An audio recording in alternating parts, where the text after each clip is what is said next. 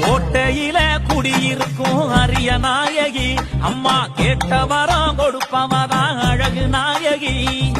ஊரு சனம் கூடி வரும் அருமை பாடி நேர்த்தி கடன் தீர்த்திடத்தான் வந்திடுவோம் தேடி. சூடம் பத்தி ஏத்தி வச்சு வேண்டி வந்து பார்த்தா காத்திடுவா அம்மன் அவ கைவிடவே மாட்டா. கோட்டையில குடியிருக்கும் அரிய நாயகி அம்மா கேட்ட வரம் கொடுப்பவதான்